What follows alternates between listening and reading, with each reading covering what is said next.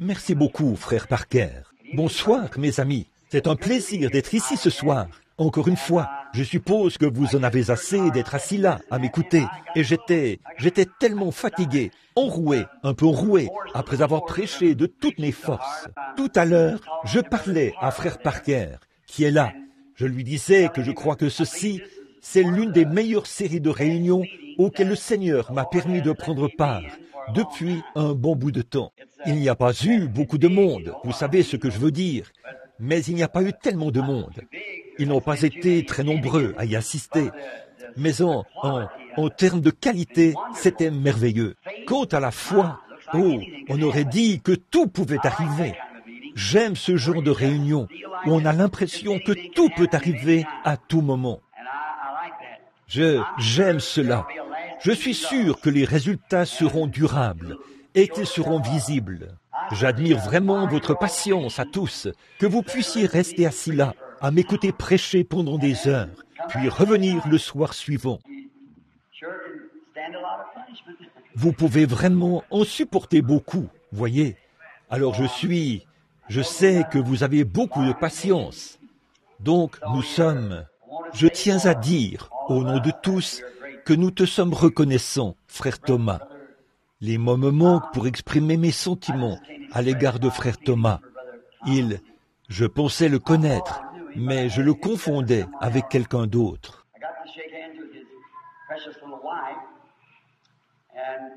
J'ai pu serrer la main à sa précieuse petite épouse.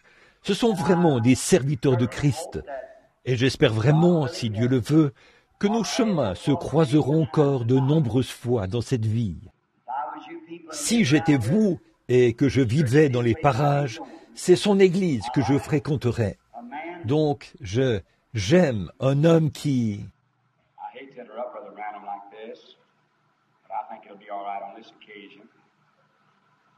Thank him for those compliments and those nice things you say. I just wondered if the people around here and all attending this convention would like to have him to come back again.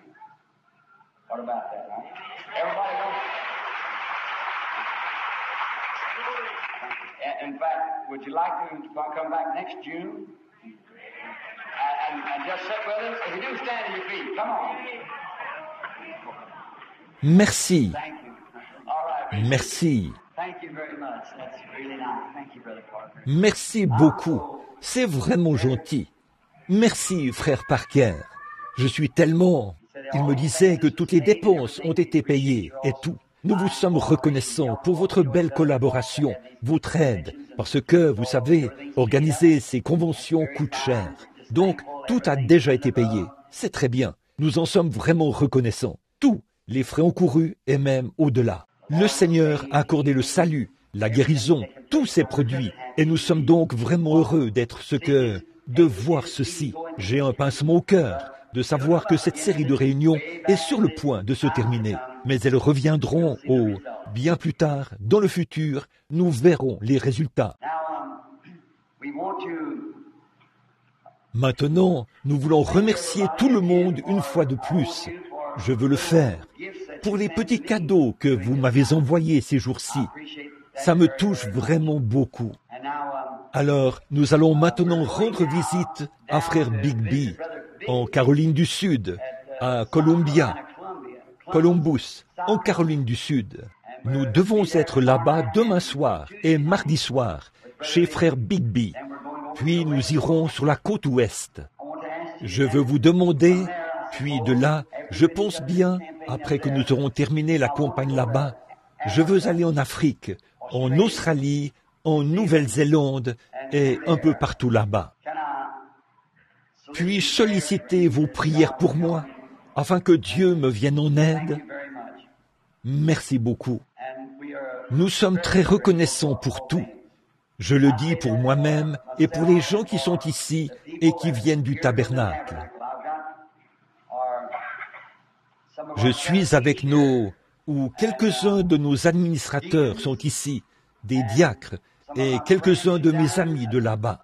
Notre pasteur est ici. Je n'ai pas encore pu voir frère Neville. Je suppose qu'on l'a déjà présenté. L'a-t-on fait? Oui, frère Neville. Où es-tu, frère Orban? Je n'arrive pas à te repérer. Et, oh là là, là, au fond, toujours aussi grand. Viens ici un instant. Cet homme, je sais qu'il est un vrai serviteur de Christ.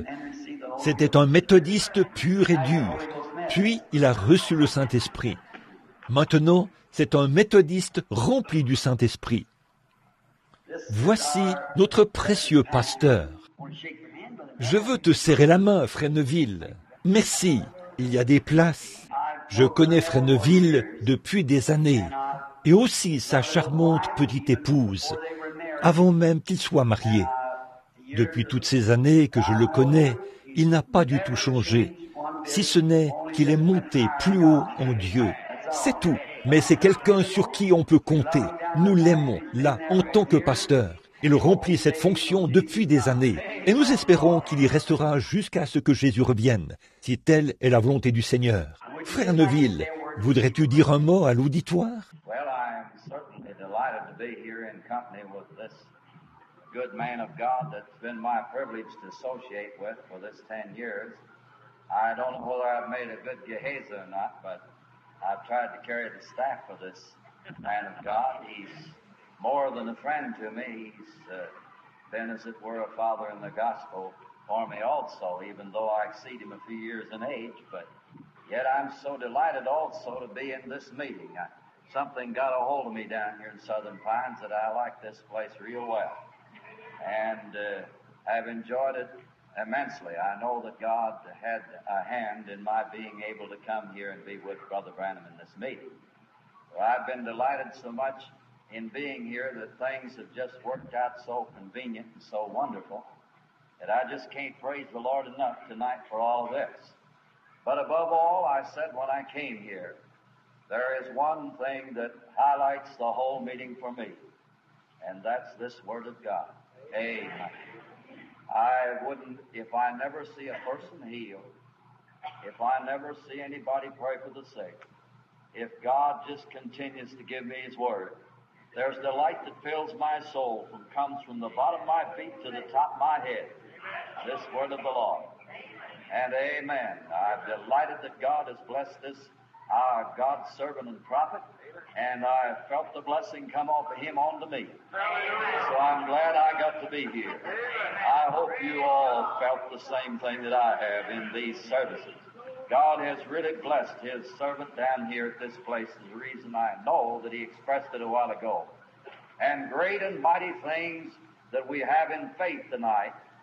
Father, the Bible teaches us we don't need to have things visible. All we need is when we pray, believe, and we've already got them. Amen. I have them now because that's the way the Bible says it is. And I'm delighted in that because God is doing these wonderful things through this, our pastor, God's servant and prophet, Brother Branham, and may the Lord ever bless him and continue to keep him in this way. Praise the Lord.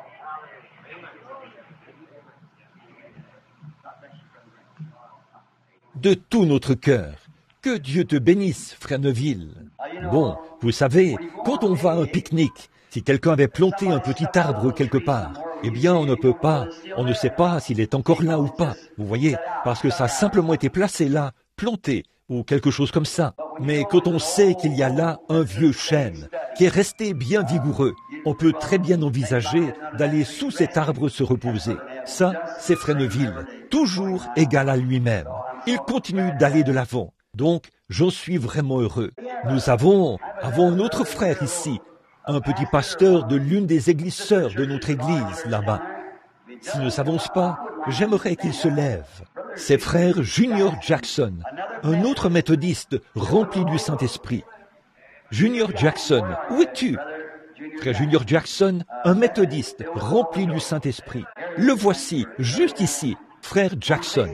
Veux-tu dire quelque chose? Y a-t-il quoi que ce soit que tu veux dire? Très bien. Un autre qui se trouve ici, c'est frère Palmer. C'est un autre de nos frères qui est ici. Voudrais-tu te lever, frère Palmer? Il est pasteur à Macon, en Géorgie. C'est l'un de nos amis. Et frère Fred Sothman, je sais qu'il est ici. C'est l'un des administrateurs de notre église. Où es-tu, Fred? Il est quelque part ici. Il est assis là, tout au fond. Frère Banks Wood. Où es-tu, frère Banks? C'est un autre de nos administrateurs. Le voici. Frère Banks était un témoin de Jéhovah, vous savez. Il a assisté à la réunion. Il avait un garçon infirme, David, dont la jambe était repliée sur elle-même à cause de la polio. Je tenais une réunion sous la tente et il avait déjà vu. Il était là-bas, à Dallas, le soir, ou Houston, que le Saint-Esprit est descendu sous cette forme de lumière et qu'on en avait pris la photo. Frère Wood était là. Bon, je ne le connaissais pas à l'époque. Donc, il a rassemblé suffisamment d'argent. C'est un entrepreneur. Il est venu à la série de réunions suivantes. J'étais allé à l'étranger entre-temps, et il est venu à la série de réunions suivantes. Il avait emmené son garçon, qui était infirme à cause de la polio. Et pendant que nous étions, j'étais là, sous l'onction du Saint-Esprit. Il a traversé toute l'assistance et lui a parlé. Il lui a tout dit à ce sujet. Il lui a dit de se lever. « David, où es-tu? Es-tu ici ce soir? » Oui, le garçon qui était infirme, c'est lui. David, si les gens ne croient pas que Dieu peut guérir un homme dont la jambe est repliée sur elle-même à cause de la polio et tout, j'aimerais que tu marches là, juste un instant, pour qu'ils voient que tu peux marcher. Oui, voilà, ce n'est pas pour faire un spectacle public, mais c'est simplement un témoignage. Regardez, vous voyez, il ne boite même pas, ni rien. Il marche tout à fait normalement et il est totalement guéri. Voyez, ce que notre Seigneur peut faire est vraiment, vraiment merveilleux. Alors, s'il l'a fait pour lui, eh bien, il le fera pour quelqu'un d'autre. Voyez, bien sûr que oui. C'est juste que nous devons avoir ce genre de foi-là. Maintenant, bien sûr, vous ici, vous connaissez tous frère Ben. Vous savez, c'est cet homme que vous pouvez entendre plus fort que tous les autres dire « Amen ». Je vais vous dire quelque chose. Ça me coûte de dire ceci à son sujet. Sa femme est assise là. Nous aimons tous Ben. C'était avant qu'il se marie. J'étais sur la côte ouest et ce jeune homme vient du sud de l'Indiana. J'étais là-bas sur la côte ouest un soir et je prêchais dans la vallée de San Fernando, là dans la vallée, chez les baptistes, sous une grande tente où il y avait plein de gens. Bon, ce sont des gens plutôt raffinés, vous savez, et je prêchais tout simplement. Tout à coup, j'ai entendu quelqu'un crier à tue-tête. Une touffe de cheveux noirs qui s'agitait. On aurait dit un Mexicain. Ses deux grands pieds levés en l'air. Et les mains comme ça. Je me suis arrêté. J'ai dit, Ben, comment as-tu donc fait pour te retrouver ici? Il était là. Que Dieu te bénisse, Ben. Je veux juste que tu te lèves. Levez-vous tout simplement, ta femme et toi. C'est juste pour que les gens puissent... Voilà, frère Ben. C'est lui qui crie tous ces Amen ici, de ce côté-ci. Que Dieu te bénisse. Amen. Que Dieu te bénisse. Frère Way, un autre missionnaire qui essaye de faire son bout de chemin sur les champs de mission. Il est avec nous ce soir. Nous le connaissons. Ça fait un moment qu'il demeure dans notre région. Où es-tu, frère Way? Es-tu présent à la réunion? Juste ici, avec sa femme. Et là, je vais vous dire une chose. La guerre qui sévit entre l'Angleterre et la Norvège est réglée. Il est anglais et elle est norvégienne. C'est terminé. Ce sont des gens charmants. Oui, monsieur. La guerre est terminée. Frère Bosé était là l'autre soir. Il a montré sa photo, puis il a dit, « Oh, eh bien, a-t-il dit, il y a une femme, c'est Sir Sothman. J'aurais aimé que Fred et elle se lèvent. Ils sont ici quelque part, des gens charmants. Elle est norvégienne. » Bien sûr, frère Bosé est un Suédois. Et il a fait... Vous savez comment Joseph fait? Il a dit, il y a une dame ici, une sœur, a-t-il dit. Elle est norvégienne. Il a dit, bien entendu, si vous ne pouvez pas être suédois, il est bon d'être norvégien. Une fois à l'extérieur, il m'a regardé. J'ai dit, bien entendu, Joseph, c'est vraiment dommage que tous ne soient pas irlandais, des Irlandais. Donc, nous avons tous le sens de l'humour là-bas. Frère Higginbottom, où es-tu? Il est quelque part ici. Eh bien, un autre homme rempli de piété qui vient de notre région. C'est quelqu'un qui a été l'un des administrateurs à l'église, là-bas, pendant des années et des années. Et son amie, Sœur Argunbright, Sœur Ruth Argunbright, qui est juste ici. Je crois qu'elle est assise ici, dans l'allée. Levez-vous. Combien connaissent Minor Argunbright? C'est l'un des vice-présidents des hommes d'affaires du plein évangile. Il est son cousin. Oh là là, si j'oublie de mentionner certains d'entre vous, je suis fier de chacun de vous. Je suis heureux que vous soyez ici avec nous. Nous ne savons pas, comme nous allons et venons. Frère et sœur Down sont aussi assis là. Sœur Brown, frère Brown aussi. Frère McKinney, un autre prédicateur méthodiste qui a le Saint-Esprit. Où es-tu, frère McKinney? Où es-tu? Ici? Il vient de l'Ohio. Ici, tout au fond, ici. Un autre qui est pleinement né dans cette parole. Un méthodiste dégagé de tout ça. C'est vrai, il a maintenant le baptême du Saint-Esprit. Et il va de l'avant pour Dieu. Pat Tyler, un autre de mes amis intimes, qui est assis ici. Frère Pat, lève-toi. Vous connaissez peut-être tous Pat Tyler. Merci, frère Pat. Que Dieu te bénisse. C'était un hors-la-loi, un bandit, un assassin. Dieu l'a sauvé et a fait de lui un saint. Il fait de l'autostop d'un bout à l'autre du pays pour assister aux réunions et tout. Vous savez ce que je pense de ces gens que je considère d'où ils viennent? Je pense à Hébreux, chapitre 11. Ils furent sciés, ils allaient ça et là, vêtus de peau de chèvre et de peau de brebis, eux dont le monde n'est pas digne. Chacun d'eux a un témoignage. Tom Simpson, où est Tom? Est-ce qu'il est venu? J'ai cru voir sa voiture là dehors. Sa famille et lui, je croyais qu'il était ici. Peut-être que je me suis trompé. Oui, il se baisse et remonte comme une touche sur une ligne de pêche là-bas. Boum, boum, comme ça. Très bien. Que le Seigneur vous bénisse tous. Nous sommes heureux d'être ici. Il y en a d'autres qui viennent de la Géorgie et d'autres endroits. Nous sommes heureux que vous soyez tous ici et de rencontrer nos vieux amis. Est-ce bien sœur Peckinpah de Chicago que je vois? Je pensais que c'était elle. Et sœur Little à côté d'elle. Et sœur D'Amico. Des gens précieux et bien-aimés de Chicago. Ce groupe de femmes qui me sont très chères. Et les autres qui sont assis ici. Il y a ce frère qui vient de quelque part en Géorgie. Son nom m'échappe. Tous ces gens, oh là là, on dirait qu'ils sont un peu partout ici. Nous sommes heureux de faire partie de cette communion fraternelle. Une fois, je parlais avec le vieux frère Bosworth. Il a dit, « Frère Branham, sais-tu ce qu'est la communion fraternelle ?» En anglais, « fellowship ?» J'ai dit, « Je pense que oui. » Il a dit, « C'est deux personnes dans un même bateau. » En anglais, « fellows » signifie personne et « ship » signifie bateau. Donc, c'est cela. Mais nous avons de la communion fraternelle. Que le Seigneur vous accorde sa grâce. Merci pour tout ce que vous avez fait. Je vais noter l'une de cette série de réunions dans ma liste comme l'un des moments marquants de mon ministère. Pour votre bonne collaboration, pour ces braves frères et sœurs, et tout ce monde si accueillant. Je me sens tellement à l'aise que je me suis enroué à force de prêcher. Maintenant, après moi, c'est frère Ned Iverson qui continuera les services là-bas à Columbia, chez frère Bigby. Frère Ned, es-tu ici ce soir? Je ne sais pas si... Oui, là-bas derrière, un presbytérien rempli du Saint-Esprit. Oui, le docteur Lee Vail et sa femme, mes précieux amis bien-aimés. Frère Vail a travaillé avec moi au cours des séries de réunions. Un précieux ami. Je suppose que tous ces hommes ont été présentés et tout. Es-tu ici, frère Vail? Es-tu dans le bâtiment ce soir? Là-bas derrière. Que le Seigneur te bénisse. Sœur Vail, où es-tu? Je n'ai pu que lui faire signe de la main. Que Dieu te bénisse, sœur. Nous sommes si heureux qu'ils soient tous ici. Priez tous pour moi maintenant. Je continue d'avancer par la foi, en croyant que, d'un moment à l'autre, nous pourrions voir la venue du Seigneur. Je ne sais pas tout à fait quand, comment, où, mais je veux être prêt quand il viendra. Et parfois, je pourrais penser que ce sera comme ceci, mais peut-être que ce sera autrement. Mais quoi qu'il en soit, je veux être là quand il viendra. Je veux partir avec lui. C'est là mon ambition. Non seulement je veux partir, je veux que tous mes amis et je veux que tous mes ennemis partent aussi.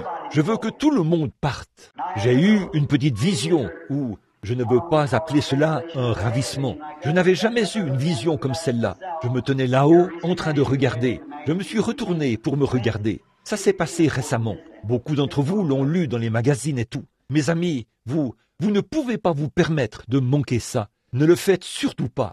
Donc, il y a un endroit là-bas. J'étais là-bas, exactement comme je me tiens ici. Et je m'étais retourné pour me regarder. J'ai déjà eu des visions. Les visions, je sais ce que c'est. Si c'était une vision, c'était la vision la plus étrange que j'ai jamais eue. Là-bas, j'ai vu des gens, ceux qui étaient partis de l'autre côté. Je les ai vus là-bas. Les vieux étaient jeunes. Ils se tenaient là. C'étaient des êtres humains exactement comme moi. mais sans péché. C'était au-delà de la perfection, sublime. Il était impossible de décrire ce que c'était. Et quand j'ai su que je devais revenir, il n'y avait qu'une seule raison pour laquelle j'allais revenir. Essayez de persuader les gens. Quoi que vous fassiez, ne manquez pas cela. Ne manquez pas cela. Ne manquez pas cela. Vous ne pouvez pas vous permettre de manquer cela. Tout le reste, mettez tout le reste de côté. Mais préparez-vous pour cela. Voyez, quoi que vous fassiez. J'irai sur les champs de mission cet hiver, si le Seigneur le veut, à mon retour de ces voyages. Alors, soyez en prière pour moi. En effet, ici, c'est facile. De temps en temps, on voit un esprit impur venir dans une réunion pour essayer de déranger. Mais là-bas, ce sont des sorciers et des démons. Vous avez intérêt à savoir de quoi vous parlez. J'y ai certainement fait face. En effet, ce sont des démons et ils vous défieront sans hésiter. Mais, oh, comme pas une seule fois, je le dis, la main posée ici sur ma Bible, pas une seule fois. Et vous savez, vous pouvez imaginer le nombre de fois où cela a été défié partout dans le monde. Dieu n'est pas entré en scène et n'a pas déchiré les rideaux et n'a pas montré qu'il est Dieu exactement comme il l'était du temps d'Élie. Il est toujours Dieu. Oui, pas une seule fois. C'est pour ça que Certains d'entre vous, des ministres, viennent m'inviter à aller dans leurs églises. J'attends jusqu'à ce que je me sente conduit à y aller. Alors, si je viens simplement en mon propre nom, si je viens comme ça. C'est juste par amitié pour vous.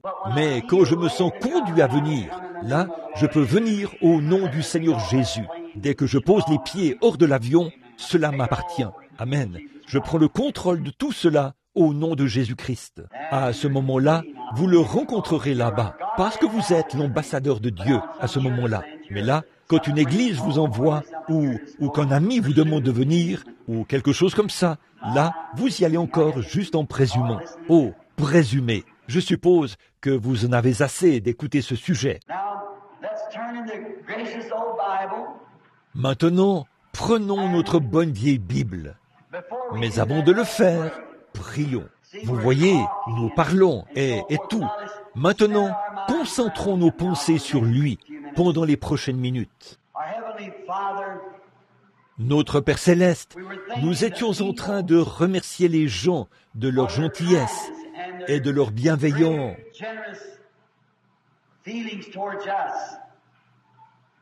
Et généreux sentiments vers nous, et combien nous les apprécions.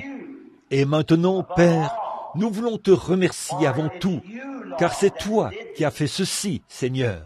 C'est toi qui nous as bénis et qui nous a permis de nous asseoir ensemble dans les lieux célestes, en Christ. Satan aurait perturbé et gâché notre réunion.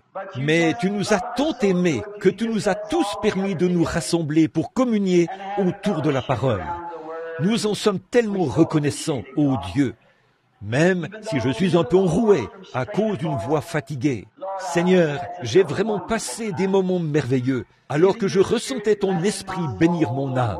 La parole, ne manquant de rien, coulait comme des fleuves, au point où tout ce que j'avais à faire, c'était de m'asseoir. Ô Dieu, j'en suis si reconnaissant. Puisse notre frère Parker et toute son équipe, et cet endroit où nous avons été invités, Seigneur, puisse-t-il être béni. Accorde-leur des milliers d'âmes. Exauce-les quand ils prient pour les malades. Exauce leurs prières, Seigneur, et guéris les malades. Et quand ils essayent de faire quelque chose en ton nom, honore cela, Seigneur. Donne-leur le fruit de l'esprit et donne-leur le grand désir de leur cœur, Seigneur, des âmes comme salaire. Quand ce jour-là, quand nous nous tiendrons là devant toi, puissent les âmes venir de partout et entourer de leurs bras ce précieux homme rempli de piété et son équipe. Si tu n'étais pas resté sur le champ de mission, frère Parker, nous ne serions pas ici. Ô Dieu, nous savons que c'est le désir sincère de tout vrai serviteur de Christ, de savoir qu'ils peuvent conduire de pauvres êtres humains perdus à un Christ qui sauve. Merci pour tout cela. Et maintenant, Seigneur, nous te prions à présent de bénir chacun. Bénis les prochaines réunions qui auront lieu partout. Accompagne chaque foyer. Sois avec eux ce soir, au moment où nous partirons d'ici pour aller dans nos différents foyers. Sois avec nous en chemin. Reste au volant. Éloigne de nous l'ennemi, Seigneur. Je te prie d'accorder ces choses. Maintenant, accorde-nous le désir de notre cœur. Chaque demande ce soir est la mienne, Seigneur. C'est qu'une fois de plus, tu rompes pour nous le pain de vie ce soir. S'il y en a ici qui ne sont pas sauvés, sauve-les. S'il y en a qui ont besoin du baptême du Saint-Esprit, puissent-ils venir ce soir. S'il y en a qui sont malades, guéris-les. S'il y en a qui sont abattus, donne-leur la joie. Accorde-le, Seigneur. Bénis ta parole maintenant, alors que nous la lirons. Puisse l'auteur nous en donner le contexte. Nous le demandons au nom de Jésus. Amen. Jean, chapitre 1, 35 à 41. J'aimerais lire ces précieuses paroles. Et le lendemain, Jésus était encore là, avec 2 de ses disciples. Excusez-moi, Jean était encore là, avec 2 de ses disciples. Et ayant regardé Jésus qui passait, il dit, « Voilà l'agneau de Dieu ».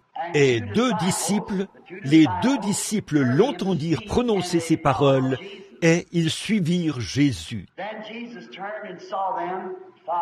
Jésus se retourna, et voyant qu'ils le suivaient, il leur dit, « Que cherchez-vous » Ils lui répondirent, « Rabbi », ce qui signifie « Maître ». « Où demeures-tu » ? « Venez, leur dit-il, et voyez. » Et ils allèrent, et ils virent où il demeurait, et ils restèrent auprès de lui ce jour-là. C'était environ la 10e heure. André, frère de Simon-Pierre, était l'un des 2 qui avaient entendu les paroles de Jésus, ou de Jean, et qui avait suivi Jésus. C'est lui qui rencontre le premier son frère Simon, et il lui dit, « Nous avons trouvé le Messie », ce qui signifie Christ. Et il le conduisit vers Jésus. Jésus, l'ayant regardé, dit, « Tu es Simon, fils de Jonas. Tu seras appelé Céphas, ce qui signifie Pierre. » Maintenant, puisse Dieu ajouter ses bénédictions à cette parole. Alors, ce soir, si le Seigneur le veut, je veux en tirer un peu, un mot, 2 mots, que je veux utiliser de cela. Les 2 mots que je désire utiliser sont « intéressé » et « convaincu ».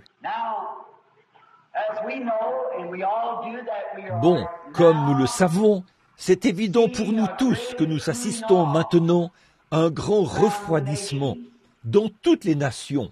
Au début, quand j'ai commencé, les réunions soulevaient beaucoup d'enthousiasme. Les gens étaient dans des réunions de prière partout. On critiquait, les journaux me critiquaient. Une femme avait fait près de 5000 kilomètres en taxi, juste pour se rendre à la réunion au Canada. Les gens ne sont plus intéressés à ce point-là. On dirait qu'il y a eu une apostasie. Et on dirait que les gens ne sont plus tellement intéressés. Plus beaucoup en tout cas. Pas autant qu'ils le devraient. Les gens ont très peu d'intérêt. Maintenant, le seul intérêt que nous avons, ce n'est pas pour les réunions qui durent toute la nuit. Une fois, je suis resté sur l'estrade pendant 8 jours et 8 nuits, sans me retirer, afin d'essayer de prier pour tout le monde. Et à la fin, il y avait 40 000 et quelques personnes qui attendaient qu'on prie pour elles. Vous voyez, je n'ai pas pu le faire, mais on prenait un groupe par ici et on les amenait dans les bois. Et on prenait un groupe par ici et on les amenait dans les bois. Des ministres priaient pour les gens jusqu'à ce qu'ils reçoivent le baptême du Saint-Esprit. Ils ne se donnaient aucun répit tant qu'ils n'avaient pas reçu le Saint-Esprit. Excusez-moi, j'ai dit 42 000. Je crois que si vous regardez dans le magazine, c'est 28 000 personnes qui attendaient encore. Sur des kilomètres à la ronde, autour de Johannesburg, il n'y avait absolument pas d'endroit qu'on pouvait louer. On avait dressé des tentes et tout. Les gens ne sont plus intéressés à ce point-là. Voyez, les feux du réveil s'éteignent. Voici ce qui intéresse les gens maintenant.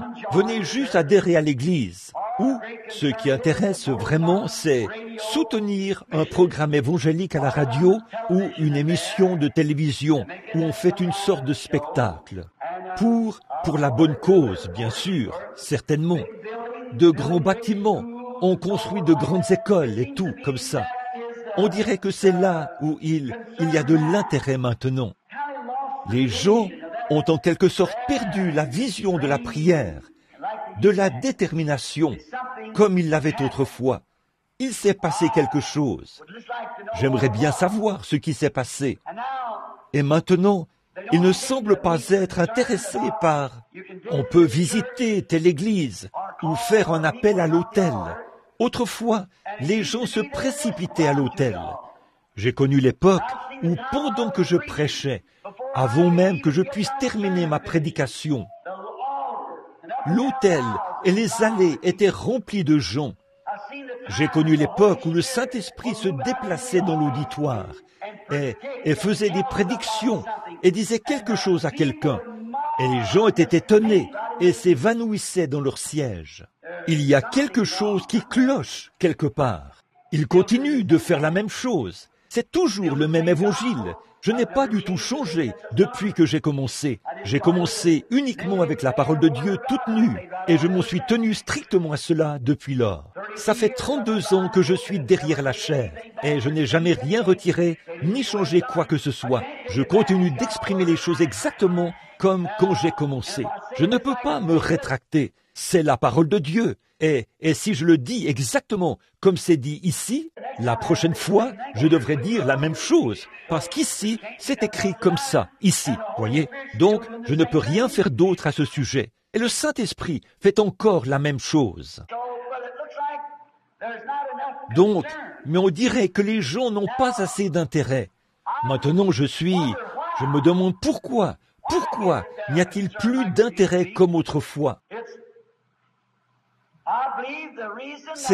Je crois que ce qui fait qu'il n'y a plus autant d'intérêt qu'autrefois, c'est que les gens ne sont plus aussi convaincus qu'autrefois. Il faut être convaincu avant de pouvoir être intéressé.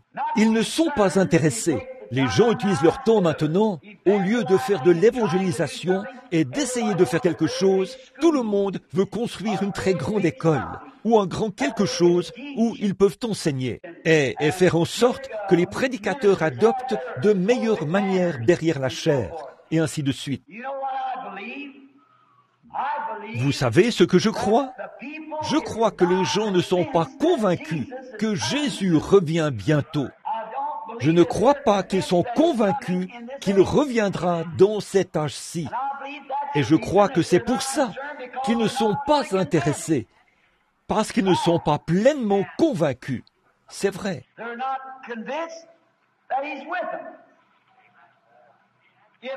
Ils ne sont pas convaincus qu'il est avec eux. S'il l'était, il reviendrait à la parole. C'est vrai. Et là, il se peut que bien des gens comprennent mal cela. Aimer, c'est discipliner. Vous devez discipliner les gens si vous les aimez. Si votre petite fille était assise sur la route, comme je l'ai dit ce matin, à faire des gâteaux de boue, si vous l'aimez vraiment, vous la ferez quitter cette route.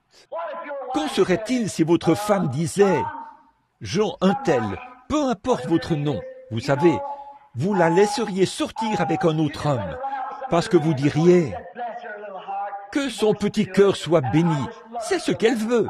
Je l'aime tant, je vais la laisser le faire. » Vous seriez un piètre mari. Elle devrait se débarrasser de vous et trouver quelqu'un qui l'aime, qui prendra soin d'elle. Ce n'est pas ce que je voulais dire, parce qu'on ne peut pas faire ça. Mais ce à quoi je veux en venir, c'est ceci. Qu'en est-il si Dieu avait dit à Ève, « Ma pauvre petite Ève, tu sais, tu es mon enfant. Tu n'avais pas l'intention de faire ça. » Bien sûr qu'elle n'avait pas l'intention de le faire, certainement pas. Mais elle l'a fait, et nous savons qu'elle l'a fait. Nous en voyons encore les résultats.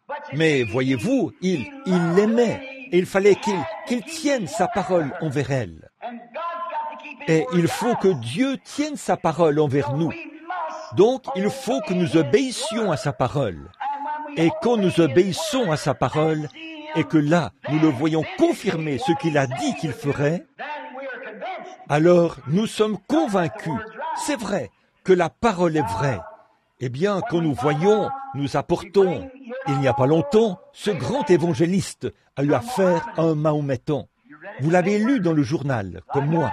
Ce Mahométan a mis cet évangéliste au défi. Il lui a dit, Jésus-Christ, c'est juste un homme que l'on adorait. Les gens suivaient un homme. Il a dit qu'il croyait au même Dieu que l'évangéliste.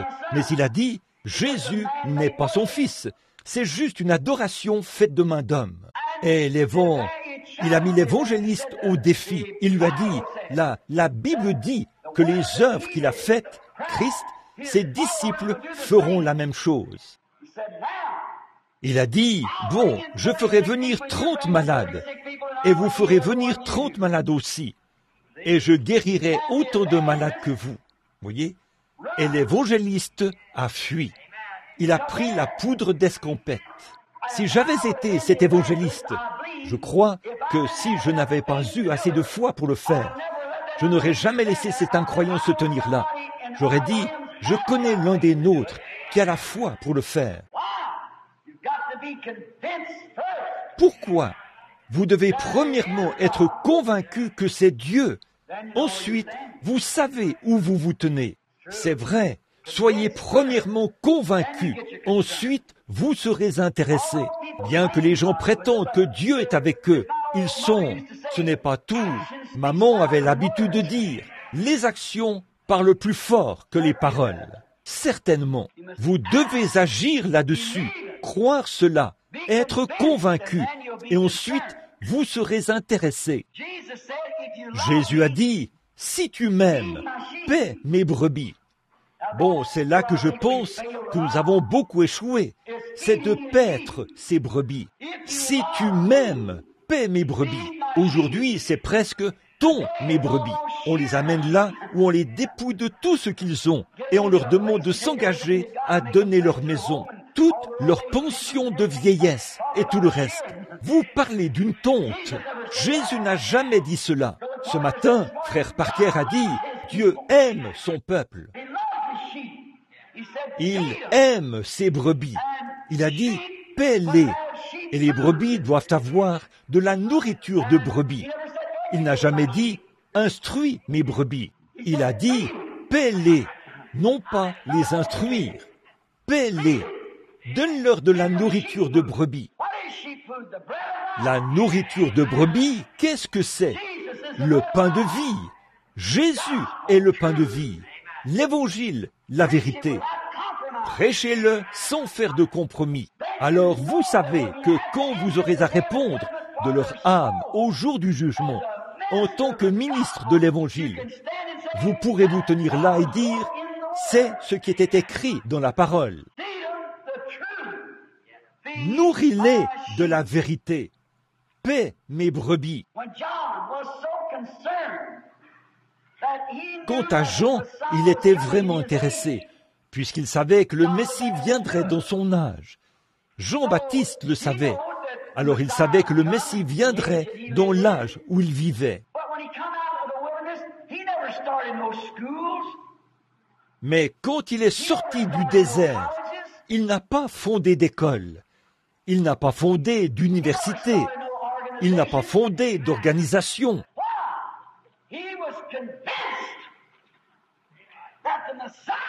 Pourquoi? Il était convaincu que le Messie viendrait en son temps. Sa nourriture, son message, ses actes en rendaient témoignage. Et nous croyons qu'il vient dans cet âge-ci. Pourquoi voulons-nous amasser de grandes choses? Pourquoi investirions-nous des millions de dollars pour construire des écoles et des bâtiments pour dire ensuite que Jésus revient? Eh bien, le grand public a plus de bon sens que ça. Les gens savent que vous parlez de quelque chose que vous ne croyez pas. Mettons en pratique ce que nous prêchons. C'est vrai. Là, il faut que nous fassions cela. Jean était vraiment certain. Au sujet de sa naissance, il savait que sa naissance était très étrange. Nous savons tous dans quelles circonstances Zacharie a vu l'ange. Cela dut mettre à rude épreuve ce vieux couple. Zacharie était un homme âgé et Élisabeth était une femme âgée. Mais ils avaient cru qu'un jour, Dieu leur donnerait un enfant. Elle était stérile. Nous savons qu'à la naissance de Jean, cette naissance étrange, le fait de savoir qu'il serait le serviteur de Dieu avait dû être dur pour le vieux couple. En effet, ils savaient, au vu de leur âge avancé, qu'ils ne vivraient pas assez longtemps pour voir ce garçon entrer dans son ministère. Et le père de Jean était sacrificateur. Mais lui qui avait cet appel, au lieu d'aller au séminaire où son père était allé, il ne pouvait pas aller là-bas. Il ne pouvait pas prendre de risques à ce sujet. Il ne pouvait tout simplement pas s'y mêler. Car il avait vu dans l'Écriture qu'il devait être la voix de celui qui crie dans le désert. Il avait vu qu'il serait le messager qui précéderait le Messie. Et il lui fallait en être certain. Il a attendu dans le désert jusqu'à ce qu'il soit convaincu. Puis, il a été intéressé. Il était convaincu. Il voulait rester. Il était tellement certain qu'il verrait Jésus qu'il a dit ceci. Il est là. Il se tient maintenant au milieu de vous. Il y en a un parmi vous que vous ne connaissez pas. Oh, j'aime ça. Il y en a un parmi nous ce soir. Mais je suis heureux que nous le connaissions. Je crois que c'est lui qui rend témoignage. Le glorieux Saint-Esprit rend témoignage que Jésus revient bientôt. Car c'est conforme à la parole. Et tous les signes sont en train de s'accomplir. Nous sommes au temps de la fin. Il ne voulait pas rester et là faire une erreur. Alors il est resté dans le désert jusqu'à ce qu'il soit convaincu qu'il savait comment reconnaître le Messie. Et Dieu lui a montré le genre de signe qu'il devait surveiller quand il verrait le Messie. Alors, quand il l'a vu et qu'il a vu le signe qui était censé l'accompagner, il était convaincu que c'était lui. Il a dit, je rends témoignage que c'est lui, car c'est Dieu qui lui avait parlé et le lui avait annoncé par le prophète, 712 ans avant sa naissance. Il était la voix de celui qui crie dans le désert pour réparer le chemin du Seigneur et aplanisser son sentier. Et le Dieu qu'il avait établi d'avance et qu'il avait prédestiné à ce travail. Il s'est attendu à ce Dieu jusqu'à ce qu'il entende ce Dieu lui parler. Amen. Quand ce Dieu lui a dit ce qui allait arriver, il était convaincu. Quand il a vu ce signe, il a dit, le voici. Amen. Si seulement nous pouvions être aussi sincères, si nous pouvions attendre à l'autel, non pas avoir un genre de petite sensation, puis nous lever d'un coup et partir, mais rester là. Quoi qu'il arrive, restez là, jusqu'à ce que vous soyez parfaitement convaincus, par la puissance de sa résurrection, que le Saint-Esprit s'est emparé de vous et qu'il vous tient, et que vous êtes une nouvelle créature en Christ. Restez là, jusqu'à ce que vous soyez morts et ressuscités. Alors, vous n'entrerez pas dans l'eau étant un hypocrite. Vous y entrerez en sachant qu'il est mort pour vous et que vous êtes mort avec lui. Et là, vous y descendez pour ressusciter avec lui, pour montrer au monde que vous croyez qu'il est mort et qu'il est ressuscité, et que vous êtes mort avec lui, et que vous êtes déjà ressuscité. Et maintenant, vous allez vous asseoir dans les lieux célestes et manger de la nourriture de brebis. C'est vrai. André, ce grand homme dont nous parlons, le frère de Simon, il est resté toute la nuit jusqu'à ce qu'il soit convaincu. Quand il se rendait au bord du fleuve, Jean, ce grand prophète, n'arrêtait pas de dire « Il y en a un, le temps est proche, race de serpents dans l'herbe, ne prétendez pas dire « Je fais partie de ceci et je fais partie de cela ». Nous avons Abraham pour père. Je vous le dis, de ces pierres, Dieu peut susciter des enfants à Abraham. Oh, il ne faisait que mettre la cognée à la racine de l'arbre. Vous voyez, Jean était un homme du désert. Regardez de quoi il parlait. De cognée, d'arbres, de serpents. Vous voyez, c'est ce à quoi il était habitué, là-bas dans le désert. Il a dit, la cognée est mise à la racine de l'arbre. Et tout arbre qui ne produit pas de bons fruits sera abattu et brûlé. Frappez la cognée contre l'arbre, coupez la tête des serpents et tout. C'était un homme du désert. Ce n'est pas étonnant que Jésus ait dit, « Qu'êtes-vous allé voir, cette béatitude oubliée, au sujet de laquelle j'ai prêché ?» Quand il a gravi la colline, les disciples de Jean, il a dit, « Qu'êtes-vous allé voir, un homme vêtu de beaux habits ?» Il a dit, « C'est ce genre-là qu'on appelle docteur, Saint-Père. Ils portent des habits précieux. Ils embrassent les bébés, marient les jeunes et enterrent les vieux. Il se sert d'un canif. Un homme comme lui, que peut-il bien connaître du maniement d'une épée à 2 mains sur le champ de bataille? Êtes-vous allé en voir un? Certains ont dit, alors, êtes-vous allé voir un roseau agité par le vent ou tout petit groupe qui peut venir vous faire changer de ceci à cela et de ceci à cela? Pas Jean. Il était convaincu. Il savait où il en était. Il connaissait sa position. Cela n'ébranlait pas Jean. Non, non. Il a dit, qu'êtes-vous allé voir alors? Un prophète? Il a dit, et moi je vous dis qu'il est plus grand qu'un prophète. Il est plus qu'un prophète. Donc, Jean était convaincu et il s'est mis à prêcher. Et André assistait aux réunions. Ainsi donc, quand Jésus est passé et que là se trouvaient André et un autre disciple, Jean l'a désigné et a dit, « Voici l'agneau de Dieu qui ôte le péché du monde. » Et ils l'ont suivi. J'aime ça.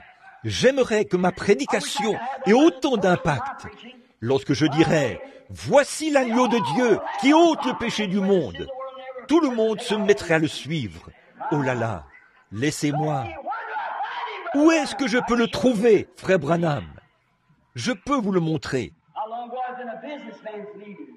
Il n'y a pas longtemps, j'étais à une réunion des hommes d'affaires et je prêchais là-bas sur la côte ouest. Et un homme m'a abordé et m'a dit, « Dites donc, n'êtes-vous pas un prédicateur ?» J'ai dit, « Oui, monsieur. » Il a dit, « Qu'est-ce que vous faites avec ces hommes d'affaires ?» J'ai dit, « Je suis un homme d'affaires. » Et il a dit, « Dans quel domaine travaillez-vous » J'ai dit, « Dans le domaine de l'assurance. » Il a dit, « Quel genre d'assurance » J'ai dit, « L'assurance. » Il a dit, « De quelle sorte s'agit-il » J'ai dit, « Assurance bénie. Jésus est à moi. » J'ai dit, « Si vous êtes intéressé à souscrire à une police, je serais ravi d'en discuter avec vous. » Un de mes amis, Monsieur Snyder, un précieux monsieur, il est venu chez moi. Je l'ai connu quand j'étais encore jeune. Nous fréquentions la même école.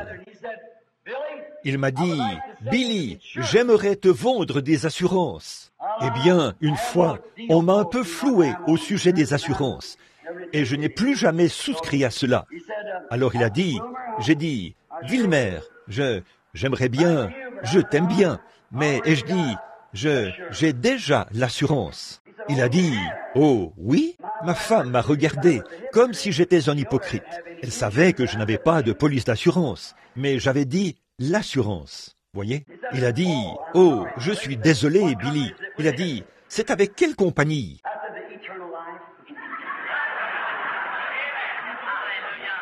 J'ai dit, « La vie éternelle. » Il a dit, « Je ne crois pas avoir déjà entendu parler de cette compagnie. » J'ai dit, « Tu devrais. » Oh, je suis convaincu que c'est vrai. C'est vrai. Alors Jean a prêché et a dit, « Le voici, l'agneau de Dieu qui ôte le péché du monde. » Quand je le vois se mouvoir dans un auditoire, s'arrêter autour d'un pécheur ou d'une personne malade et leur parler là, sachant que c'est Dieu lui-même, quiconque a un peu de jugeote saurait que je ne peux pas faire cela. J'aimerais dire, « Voici l'agneau de Dieu qui ôte le péché du monde. » J'aime entendre les gens dire, « Je crois cela, je me repens maintenant de mes péchés, je crois en Jésus-Christ. » Oh, comme j'aime les voir faire cela. Et ses disciples ont directement suivi Jésus. Il a promené le regard, il les a vus, et il a dit, « Que cherchez-vous » Ils ont dit, « Rabbi », ce qui signifie « maître ». « Où demeures-tu » Il leur a dit, « Venez et voyez. » Voilà une merveilleuse invitation. Venez et voyez. J'aime ça. C'est ce que Philippe a dit à Nathanaël. Quand Nathanaël a dit, « Peut-il venir de Nazareth quelque chose de bon ?» Il a dit, « Viens et vois. » Et donc, venez et voyez ce qu'il en est. Ne restez pas chez vous à critiquer. Venez et voyez. Voyez-vous? Venez voir vous-même. Maintenant, il est dit que c'était le soir. Alors André est resté toute la nuit. Oh, c'est une bonne façon de faire. Il est resté jusqu'à ce qu'il soit convaincu.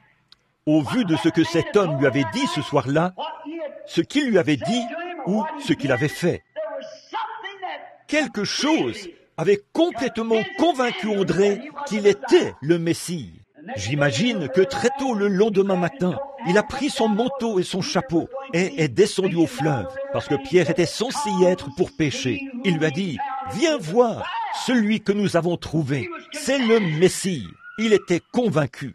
Une fois qu'il était parfaitement convaincu que c'était le Messie, il s'est intéressé à son frère. Voilà ce qui cloche ce soir. Les gens ne sont pas convaincus du message. Les gens ne sont pas convaincus du Saint-Esprit. Si vous êtes vraiment convaincu, alors vous serez intéressé.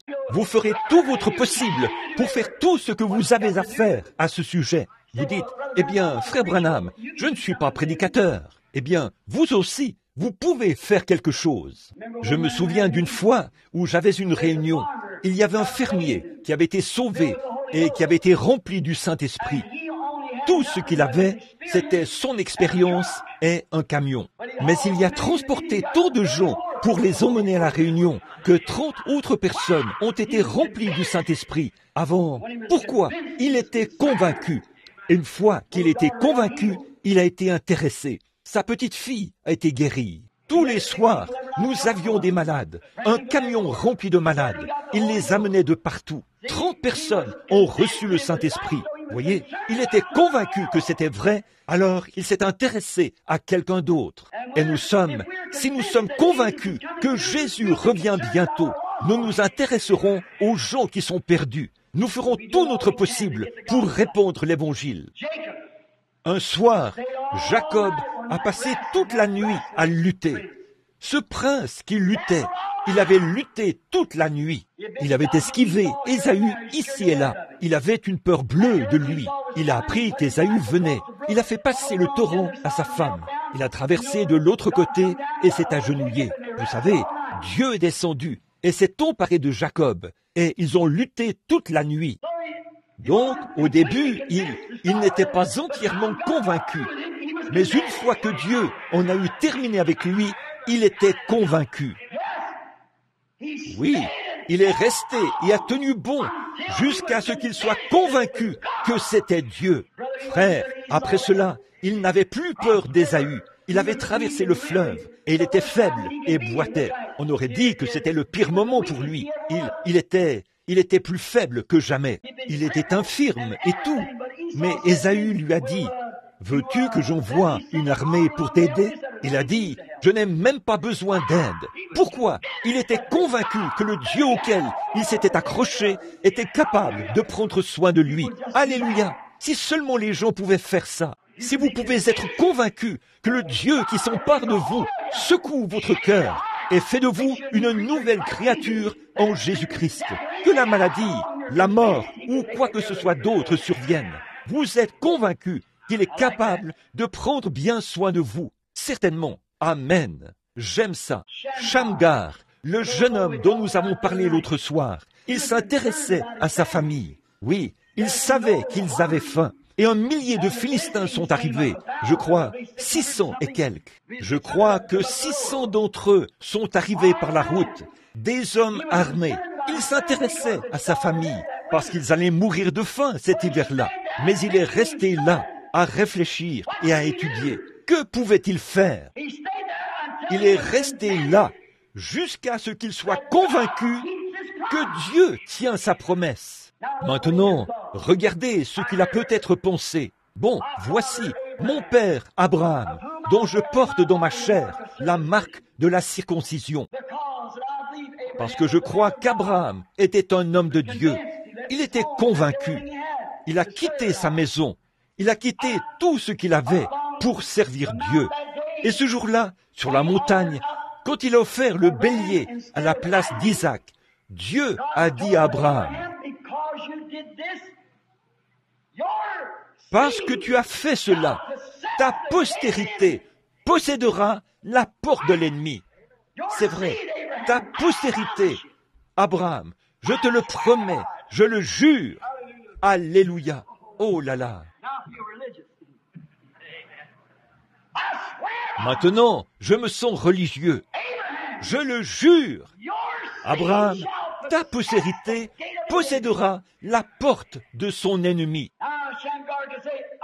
Alors, Shamgar pouvait dire, je suis la postérité d'Abraham. Amen.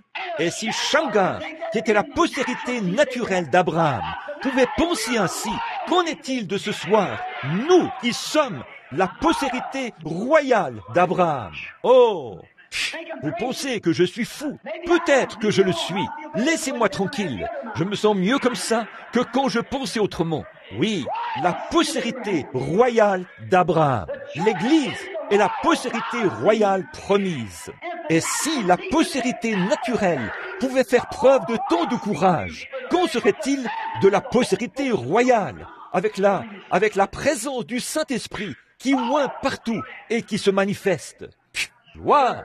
Certainement, Shamgar s'est dit, je suis une postérité d'Abraham. Quand il s'est mis à méditer là-dessus, Dieu a dit à Abraham, et ça, je le crois, que sa postérité possédera les portes de son ennemi. Les voilà qui franchissent ma porte. Il a simplement tendu la main et a pris un aiguillon à bœuf. Eh bien, il ne s'est pas arrêté. Il n'a pas attendu d'apprendre à se battre en duel, ni dit, bon, un instant, là, je suis la postérité royale, je suis la postérité d'Abraham, je suis circoncis. Alors, vous savez, tous ces Philistins sont de grands guerriers. Ils s'entraînent depuis longtemps. Je vais aller au séminaire et obtenir mon doctorat en philosophie et mon doctorat en droit. Et j'apprendrai à me battre en duel. J'apprendrai le catéchisme, tous les règlements de l'Église. S'il l'avait fait, c'est tout ce qu'il aurait su par rapport, c'est tout ce qu'il aurait su, et il n'aurait pas pu les vaincre. Donc, il n'aurait pas pu faire le poids contre l'ennemi. Vous ne pouvez pas faire le poids contre l'ennemi. Je ne peux pas faire le poids, mais je me souviens que je vis sous une promesse. Alléluia, selon laquelle ces puissances ont déjà été largement dominées, vaincues et renversées. Je suis plus que vainqueur, maintenant même. Pas moi-même, mais je suis en celui qui l'a vaincu pour moi, voyez, et qui vit toujours. Je fais partie de la postérité royale d'Abraham. Pensez-y un instant, puis prenez votre aiguillon à bœuf. Chassez ce démon du doute, loin de vous. Oui, il a dit, je ne peux pas apprendre à me battre en duel. S'il le fait, c'est tout ce qu'il saura faire, se battre en duel. C'est tout ce dont il aurait pu parler. Aujourd'hui, c'est ce que nous essayons de faire aujourd'hui. Des hommes ont dit, j'ai un appel dans ma vie pour entrer dans le ministère. Eh bien, fiston, dans ce cas, je vais appeler l'évêque pour voir si je peux te laisser aller à l'école, afin que tu apprennes la psychologie et que tu apprennes toutes ces choses.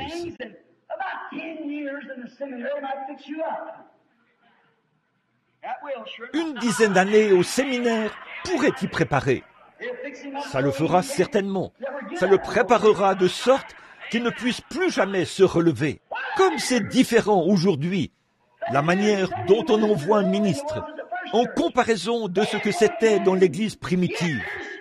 Ils n'ont pas attendu 10 ans, ils ont attendu 10 jours.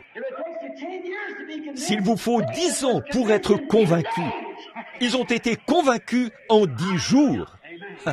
Amen. Il se peut qu'ils soient convaincus par rapport à la psychologie, mais il vous faut posséder la genoologie. Juste en 10 jours, ils ont été convaincus. Et ensuite, ils se sont intéressés aux autres. Certains d'entre eux ne savaient même pas écrire leur propre nom. La Bible dit qu'ils étaient ignorants et sans instruction, mais ils étaient convaincus. Alléluia! L'instruction, ça m'importe peu. Je suis convaincu que Jésus-Christ est le Fils de Dieu. Je suis convaincu que ceci, c'est le Saint-Esprit. Je suis convaincu qu'il est un guérisseur. Je suis convaincu qu'il est un sauveur. Je suis convaincu qu'il vient. Je suis convaincu que ceci, c'est cela. Je suis convaincu. Je crois cela. Ils ont dit qu'ils étaient convaincus. Quelque chose s'est passé. Ils ont été convaincus. Puis, ils ont été intéressés. Après avoir été convaincus. Ils étaient intéressés à ce que les autres connaissent la parole. C'était là un bon signe qu'ils étaient convaincus. Ils étaient intéressés. Ils ne s'intéressaient pas à l'instruction. Ça ne les intéressait pas de savoir s'ils pouvaient dire « Amen » comme il faut. Ça ne les intéressait pas de savoir à quelle organisation ils appartenaient ou s'ils avaient une carte de membre ou pas. Ils étaient convaincus que tout ce dont ils avaient besoin, c'était lui. C'est pareil pour moi ce soir. Je suis convaincu que tout ce dont nous avons besoin, c'est Christ. Nous n'avons pas besoin d'un nouveau maire. Nous n'avons pas besoin de nouveaux présidents. Nous n'avons pas besoin d'une nouvelle armée. Nous n'avons pas besoin d'une nouvelle bombe. Nous avons besoin de Jésus. Voilà tout ce dont ils étaient convaincus. Et ils croyaient aussi qu'ils étaient convaincus qu'ils pourvoiraient à tous leurs besoins. Êtes-vous convaincus à ce point-là ce soir? Dites, je suis convaincu. Peu importe ce qui se présente à moi, il sera de taille à y faire face. Peu importe ce qui se présente à moi, je suis convaincu qu'il prendra soin de moi. Il a dit qu'il le ferait. Je serai avec vous et même en vous jusqu'à la fin de l'âge. Ne vous souciez pas du lendemain, car le lendemain aura soin de lui-même. C'est vrai, souciez-vous seulement d'aujourd'hui. Si Dieu a ainsi revêtu le champ et l'herbe des champs qui existent aujourd'hui et qui demain n'existera plus, et dans sa pensée, s'il a eu de la considération au point que pas même un passereau ne puisse tomber dans la rue sans qu'il le sache, à combien plus forte raison connaît-il nos besoins? Je suis convaincu. C'est pour ça que vous ne me voyez pas mendier des offrandes, et ceci, cela. Je suis convaincu. Si je m'en tiens à cette parole, Dieu restera avec moi. Je suis convaincu. Pas besoin d'être donné. Ça viendra d'une manière ou d'une autre. Je suis simplement convaincu. Je crois cela. Je crois chaque parole qu'il a prononcée. J'en suis convaincu. Je suis convaincu qu'il pourvoira à tous mes besoins. Je n'ai pas à m'inquiéter à ce sujet. Et il était aussi convaincu qu'il n'avait pas besoin d'un tas de psychologie et de toutes ces autres choses qu'il faut apprendre. Ils étaient convaincus que ceux à qui il prêchait, que tout ce qu'il leur fallait, c'est ce qu'ils avaient. C'est ça le problème aujourd'hui. Ils essayent de leur faire avaler d'autres choses, des credos et des choses de ce genre. Vous n'avez jamais été vraiment convaincu que le Saint-Esprit est réel. C'est tout ce dont j'ai besoin. C'est tout ce dont vous avez besoin. C'est tout ce dont n'importe qui d'autre a besoin. J'étais en Afrique il n'y a pas longtemps. Ils essaient d'instruire ces gens-là et les tribus. Quand vous les amenez vers l'homme blanc, ils adoptent les péchés de l'homme blanc. Il a son propre péché là-bas, dans la tribu. Quand vous l'amenez là, il adopte le péché de l'homme blanc. Et là, il est un fils de l'enfer 2 fois plus qu'au départ. Il n'a besoin que d'une seule chose. C'est Christ dont il a besoin. Amen. Une fois, Hudson Taylor. Vous n'avez jamais entendu parler de Hudson Taylor, le grand missionnaire en Chine? Il y avait un jeune Indien. Il avait été sauvé et il a dit qu'il était appelé au ministère.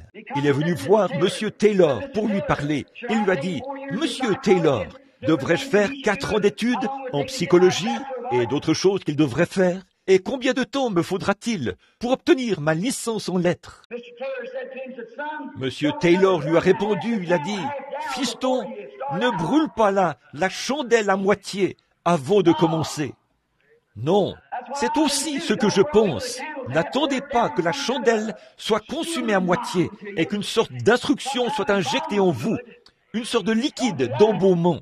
Ne faites pas ça. Mais je vous le dis, dès que la chandelle est allumée, commencez. Je ne cherche pas à soutenir l'ignorance, mais voici ce que je veux dire. Si vous ne savez rien d'autre, dites-leur comment la chandelle a été allumée. C'est tout ce qu'ils doivent savoir. Dites-leur ce qui a allumé la chandelle. Dites-leur ce qui brûle là-dedans. Dites-leur simplement comment cela a été allumé. Faites en sorte qu'ils s'allument à leur tour et ils s'occuperont du reste. Certainement. Vous n'avez pas besoin de dire, d'utiliser toutes sortes de mots recherchés que vous ne connaissez même pas pour commencer et qui ne veulent rien dire une fois que vous les connaissez. Voyez, dites-leur simplement, gloire à Dieu, le Saint-Esprit m'a saisi et je suis un homme différent. Dites-leur comment la chandelle a été allumée. N'attendez pas qu'elle soit consumée, parce qu'à ce moment-là, ça produit juste de la fumée. On en voit trop aujourd'hui. Dites-leur simplement comment elle a été allumée. Cet aveugle à qui Jésus a rendu la vue là-bas, ils en ont fait tout un plat. Souvenez-vous, quand il est passé là, les disciples ont demandé, qui a péché, lui ou sa mère ou son père? Jésus a dit, aucun d'eux, mais c'est afin que les œuvres de Dieu soient manifestées. Et il lui a rendu la vue. Voici que tous les scribes et les pharisiens se sont présentés là. Son père et sa mère avaient une peur bleue, parce qu'on avait déjà dit, si quelqu'un écoute ce Jésus de Nazareth, ce prophète, il recevra simplement une lettre de l'Église. Vous êtes excommuniés. Ils n'ont pas du tout changé sur ce point. Vous voyez, c'est pareil. Si quelqu'un l'écoute ou assiste à ces réunions, il est immédiatement exclu de l'Église, pour commencer. On efface tout de suite votre nom du registre. Alors, ils sont allés chercher son père et sa mère et leur ont demandé, « Est-ce bien votre fils ?» Ils ont répondu, « Oui, c'est notre fils. » Ils ont dit, « Nous savons que c'est notre fils et nous savons qu'il est né aveugle. » Eh bien, ont-ils dit, « Comment a-t-il recouvré la vue ?» Ils ont dit, « Demandez-lui. Il a de l'âge. » Ils ont dit, « Donne gloire à Dieu, cet homme est un pécheur. » Voyons, ils ne pouvaient pas discuter de théologie avec eux. Certainement pas. Mais il y a une chose qu'il savait.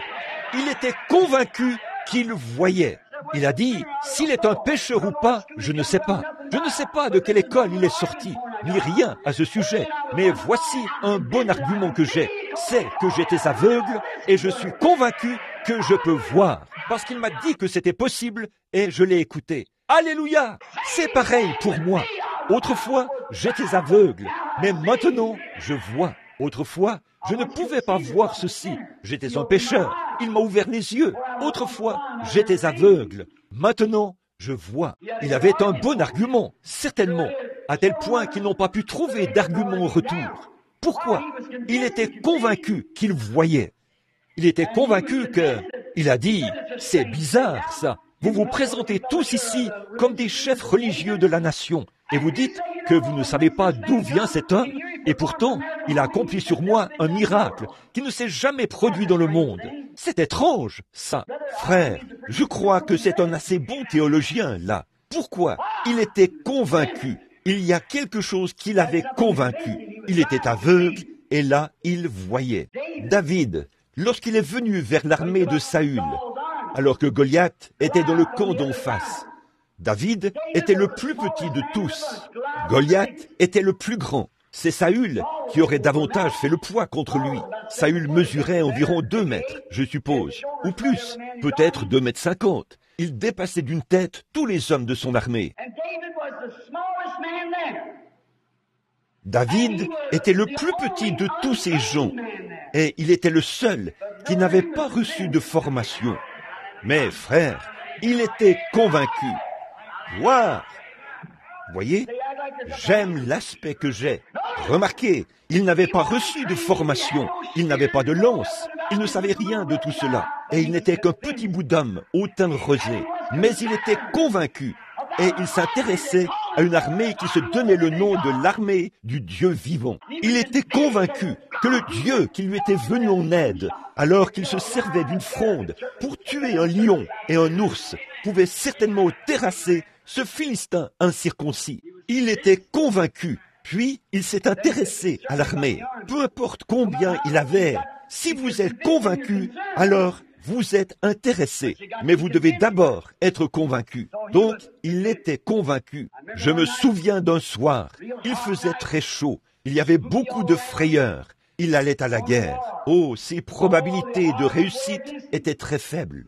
Il a prié. Il était étendu là, sous un mûrier. De l'autre côté, l'armée était déjà prête pour l'affrontement. Il s'est étendu sous ce mûrier. Au bout d'un moment, il a entendu venir quelque chose. Cela continuait et a traversé les mûriers, et c'est parti de l'autre côté. Il était convaincu, frère, peu importe ce qu'étaient ses probabilités de réussite, Il était convaincu que Dieu marchait devant lui. Messieurs, si vous pouvez vous tenir ici ce soir, peu importe ce qui cloche chez vous, si vous pouvez sentir ce vent impétueux du Saint-Esprit vous traverser et vous dire « Je suis l'Éternel qui guérit toutes tes maladies. Je te guéris maintenant. » Si vous pouvez être convaincu, frère, vous ne tenez pas compte du contact là dehors.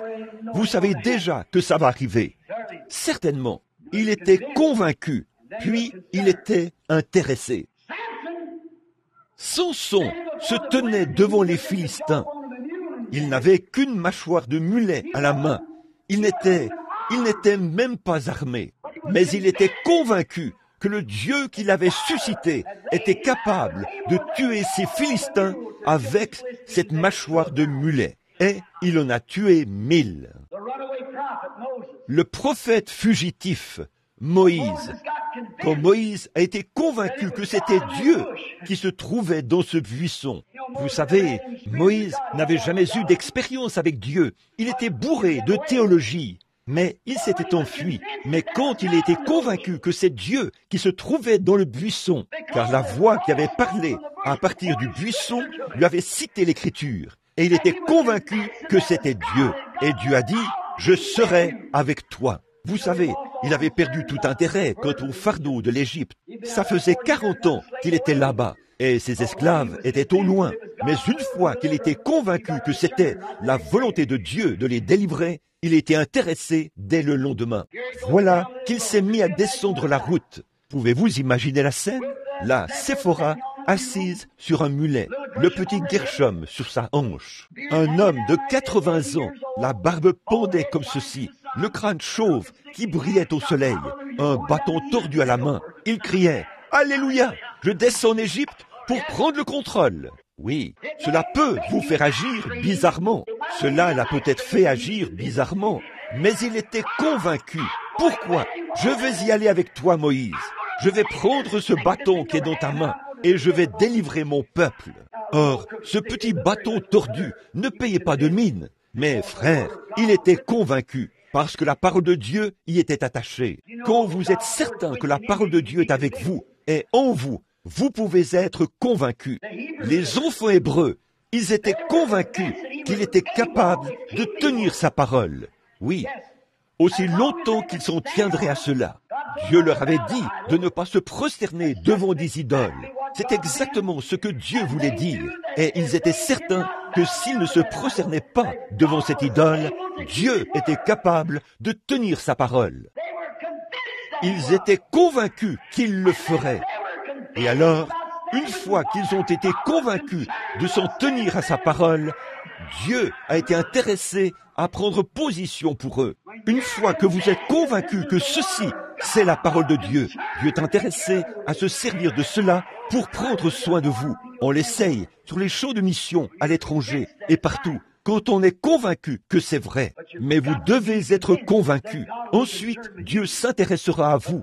Mais il faut premièrement que vous soyez convaincus que c'est lui et qu'il tient sa promesse. Ensuite, Dieu est intéressé. Marthe était convaincue que si Jésus demandait à Dieu, cela arriverait. Elle a dit, « Je ne me soucie pas de ce que les autres disent. Je ne m'en soucie pas. Même si ma sœur Marie n'y croit pas. Je ne crois pas, ne me soucie pas de ce que le rabbin dit. Mais Seigneur, si tu avais été ici, mon frère ne serait pas mort. » Et il a dit, « Même maintenant, je suis convaincu que si tu le demandes à Dieu, Dieu te l'accordera. Ça arrivera. Je vais tout de suite là-bas rouler la pierre. Je vais m'y préparer. Je suis convaincu. » Certainement. Je me souviens de mon père, là-bas dans le Kentucky, il y a des années. Toutes les récoltes brûlaient. Et le vieux prédicateur itinérant est arrivé. C'était un vieil homme formidable. Quand il s'est mis à genoux, il est resté là, jusqu'à ce qu'il se passe quelque chose. Ce jour-là, ils voulaient tous prier pour que la pluie tombe. Papa a dit que quand ce vieil homme s'est mis à genoux, il a vu lever ses vieilles mains ratatinées. Et il a dit, « Oh Dieu, je t'ai servi. Ces gens sont à toi. Et voici que leur récolte brûle. » Papa a dit qu'il est tout de suite sorti de l'église et qu'il est allé là, a enlevé la selle de son mulet et l'a jetée sous l'église. parce qu'il savait que la pluie allait tomber. Convaincu. Oui, monsieur. Alors, il s'est intéressé à sa selle. Après que vous êtes convaincu, Marthe a dit, « Si tu avais été ici, mon frère ne serait pas mort. Mais même maintenant, tout ce que tu demanderas à Dieu, Dieu te l'accordera. » C'est vrai, ça va arriver si tu le demandes à Dieu. N'est-ce pas merveilleux? Jaïrus, quant à lui, avait un cadavre dans sa maison. Son unique enfant de 12 ans, une petite fille. Le message lui est parvenu. N'importune pas le maître, parce qu'elle est déjà morte. Et Jésus a dit, tout d'abord, il a dit à Jésus, ma petite fille est déjà morte, mais je suis convaincu. Alléluia! Viens lui imposer les mains, et elle vivra. Convaincu, il avait entendu parler de Jésus. Il connaissait ses œuvres. Il croyait en secret. Au fond de son cœur, il croyait que c'était le Fils de Dieu. Il en était tout à fait convaincu. Vous savez, n'est-ce pas étrange? Dieu l'a forcé à prendre une décision. Dieu sait comment vous forcer à prendre une décision. C'est vrai, parfois, il laisse la maladie venir sur vous et tout le reste, rien que pour vous forcer à prendre une décision, à montrer ce qui est en vous, ce que vous êtes. Il l'avait forcé. Jaïrus a été forcé de croire cela. Ainsi donc, il a montré ce qu'il était. Il a dit, « Si tu viens imposer les mains à ma fille, même si elle est déjà morte, elle vivra. » Oh là là, j'aime ça. Je pense que Marthe a dit la même chose. Jésus en était convaincu, lui aussi. Le soldat romain, le centurion, il était convaincu. Si seulement il pouvait amener Jésus à prononcer la parole. Écoutez ce soldat, un Romain, un homme des nations, un païen. Il a dit, je suis soumis à des supérieurs. Je dis à cet homme-ci, à ce soldat, toi, va là-bas, et il y va. Et je dis à celui-ci, viens, et il vient. Pourquoi? Il était son supérieur. Quel était le sens de son témoignage? Jésus, tu as autorité sur toutes les maladies. Tu as autorité sur tout. Si seulement je peux t'entendre prononcer la parole, mon serviteur vivra. Je suis entièrement convaincu. Et puis, après tout ça, nous ne sommes toujours pas convaincus. Voyez, qu'était-ce? Jésus a dit que c'était une grande foi. Il n'avait pas trouvé ça en Israël. Prononce simplement la parole. La voici, ici même. Quand vous priez, croyez que vous avez reçu ce que vous avez demandé et cela vous sera accordé. Si vous dites à cette montagne, ôte-toi de là, et que vous ne doutez pas en votre cœur, mais croyez que ce que vous dites arrive, ce que vous aurez dit vous sera accordé. Alors, confessez. Quoi? Par ses meurtrissures, je suis guéri. Par sa grâce, je suis sauvé. Par sa promesse, j'obéirai et je serai rempli du Saint-Esprit. Voilà, c'est cela. Si vous êtes convaincu qu'il tient sa parole, mais vous devez premièrement être convaincu. La femme qui était atteinte de la perte de sang, elle était convaincue. Peu importe ce que disait le rabbin, ce que disait le sacrificateur, et ce que disait son mari, et ce que disait qui que ce soit d'autre. Elle s'est dit, c'est un saint homme, c'est le Fils de Dieu. Si seulement je peux toucher le bord de son vêtement, c'est tout ce que j'ai à faire. Je suis convaincu que je serai guéri. Même si le médecin disait qu'elle ne pouvait pas se rétablir, elle s'est dit, je peux me rétablir si je réussis à toucher le bord de son vêtement. Elle était convaincue. La femme au puits était convaincue qu'il était le Messie. Quand elle a vu ce signe scripturaire, puisqu'elle savait ce que le Messie serait. Comme je l'ai dit ce matin, cette vie prédestinée était là en elle. Et dès qu'elle, les eaux chaudes se sont déversées, les eaux fraîches plutôt, se sont déversées sur cette parole de vie que Dieu avait prédestinée dès la fondation du monde. Elle l'a vue aussi vite que ça. Alors qu'il y avait là des ministres, ils n'ont pas vu cela. Des sacrificateurs, ils n'ont pas vu cela. Des souverains sacrificateurs n'ont pas vu cela. D'importants membres du clergé n'ont pas vu cela. Ils ont taxé cela de démons. Et cette pauvre petite prostituée là-bas, Dieu l'avait prédestinée dès la fondation du monde. Si jamais vous y parvenez, c'est que vous l'étiez aussi. Or, la Bible dit, dans les derniers jours, l'Antichrist sera si religieux et ressemblera tellement à la chose authentique au point que ça séduirait même les élus. si c'était possible. Mais ça ne l'est pas, c'est vrai. Et tous, il séduirait tous les habitants de la terre, dont le nom n'a pas été écrit dans le livre de vie de l'agneau. Depuis les dernières réunions de réveil, ça ne sonne pas comme la Bible, n'est-ce pas? Depuis la fondation du monde, on ne peut pas les séduire, puisqu'ils se reposent vraiment sur cette parole. Dès qu'ils voient ces choses surgir, c'est la vie. Ils la saisissent à l'instant. Les autres viendront et diront, « Ah, c'est sans intérêt. Voyez, ils ne sont pas convaincus. Il n'y a rien là-dedans qui peut les convaincre. Rien au-dedans d'eux qui leur permet de croire. Ma mère disait, « Comment peux-tu faire sortir du sang d'un navet alors qu'il n'y a pas de sang dedans ?» C'est vrai. Mes brebis entendent ma voix. Elles connaissent la parole. Sa voix, qu'est-ce que c'est? La voici. Ces credos, elles ne les suivent pas. Mais elles entendent ma voix. Elles la suivent. La femme au puits était entièrement convaincue. Puis, elle s'est intéressée à son peuple et a tout fait pour qu'il voie aussi ce signe et y croit. Après qu'elle ait été convaincue que c'était le Messie, car il lui avait dit quel était son problème. Elle a dit, « Seigneur, nous savons que quand le Messie viendra, c'est ce qu'il fera. » Il a dit, « Je le suis. » Elle savait qu'un homme qui pouvait faire cela dirait certainement la vérité. Gloire à Dieu. Oui, un homme que Dieu utilise de cette manière ne mentirait pas. C'est vrai, il vous dira la vérité. Il a dit, « Je le suis. » Elle était si transportée de joie quand cette lumière a jailli sur cette parole, qu'elle est retournée en ville au pas de course. Elle était entièrement convaincue. Peu lui importait si cela lui était permis ou non. Elle s'est mise à courir dans la ville et à le raconter aux rabbins, aux sacrificateurs, et à tous les hommes dans la rue, à tous les marchands et dans toutes les épiceries. Et partout dans les rues, elle s'est mise à témoigner. « Venez voir un homme qui m'a dit ce que j'ai fait. Prenez votre Bible, vérifiez dans le rouleau. N'est-ce pas la vérité que c'est le Messie lui-même ?» Elle était convaincue. Elle se lèvera au jour du jugement et condamnera des milliers de personnes ici aux États-Unis. Certainement. Vous savez, Jésus a dit, la reine du Midi se lèvera au jour du jugement et les condamnera, parce qu'elle est venue entendre un don de sagesse qu'avait Salomon, le discernement.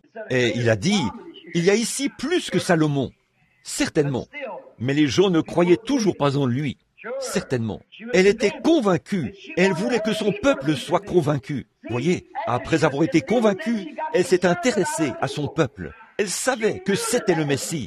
Elle savait que c'est ce que la Bible disait que le Messie ferait quand il viendrait. Elle a dit, nous savons que le Messie, celui qu'on appelle Christ, quand il viendra, il nous annoncera ces choses. Mais tu dois être prophète. Jésus a dit, je le suis. Là, elle était convaincue, parce qu'elle savait que l'Écriture le disait. Et voilà, c'était là. Elle était convaincue, puis elle était intéressée. Elle est allée en parler à quelqu'un d'autre. Maintenant, Jésus était convaincu qu'il ressusciterait le 3e jour. Il était si convaincu qu'il a dit, « Détruisez ce temple, et je le relèverai le 3e jour. » Pourquoi? David, dans les Écritures, un prophète sous l'inspiration. David était prophète, vous savez. David, sous l'inspiration, a prophétisé en ces termes. Je n'abandonnerai pas son âme dans le séjour des morts, et je ne permettrai pas que mon sein voie la corruption. Et il savait que dans les 72 heures, avant que la corruption s'installe dans ce corps-là, il ressusciterait. 72 heures, c'est 3 jours et 3 nuits. Il a dit, détruisez-le, et je le ressusciterai. Entièrement convaincu, c'est vrai, qu'il le ressusciterait. Il savait que les Écritures ne peuvent pas faillir. Alléluia! Je suis convaincu qu'il est le même hier, aujourd'hui et éternellement. Je suis convaincu du ministère et du message que je prêche. Je suis convaincu que c'est la vérité. Je suis convaincu que ces visions viennent de Dieu. Je suis convaincu que nous vivons dans les derniers jours. Je suis convaincu que cet esprit qui est sur moi en ce moment, c'est le Saint-Esprit. Gloire! Je suis entièrement convaincu. Je suis convaincu que la voix du Saint-Esprit est la bonne voix. Je suis convaincu que la voix de la Bible est la vérité. Je suis convaincu que Jésus-Christ est celui qui est ici en ce moment. Je suis convaincu que si nous croyons en lui, à cette minute même, je suis convaincu qu'il guérira tous les malades en un instant, en un clin d'œil. Je suis convaincu qu'il répandra le Saint-Esprit sur ce lieu, au point qu'un cri éclatera. Et qui sait ce qui pourrait alors arriver? Je suis convaincu. Je le crois de tout mon cœur. Pas parce que je suis un homme âgé. Je prêchais ceci quand je n'étais qu'un jeune homme, quand j'avais à peine 20 ans. Je suis convaincu depuis ce jour où il est venu à moi à la rivière. Alléluia! Je suis convaincu qu'il est ici maintenant. Je suis convaincu que cette colonne de feu est la même colonne de feu qui était avec Israël dans le désert. Et c'est la même colonne de feu qui est avec l'Église aujourd'hui. Gloire! Je suis convaincu que c'est vrai. J'ai consacré ma vie à cela. J'ai quitté ma maison et tout le reste. J'ai tout donné pour cela. Je suis convaincu que c'est la vérité. Je suis convaincu qu'il est ici maintenant. Je suis convaincu que l'Esprit qui est ici maintenant, c'est le Saint-Esprit. Je suis convaincu que nous sommes baptisés en son Esprit maintenant même. Je sais que c'est la vérité. Je suis entièrement convaincu que Jésus-Christ est le même, hier, aujourd'hui et éternellement. Je suis convaincu, parfaitement convaincu. Cet ange est venu à moi là-bas et m'a dit ce qu'il avait fait. Je me suis tenu devant des païens, des milliers et des dizaines de milliers. Vous dites, n'avez-vous pas peur? Non, monsieur. Je suis convaincu que cela vient de Dieu. Je suis convaincu parce que c'était scripturaire. Je suis convaincu que c'est l'ange du Seigneur. Je le crois de tout mon cœur. Amen. Je suis convaincu que si nous demandions quoi que ce soit à Dieu, il nous le donnerait. Vous avez peur, c'est tout. N'ayez pas peur. Il est ici.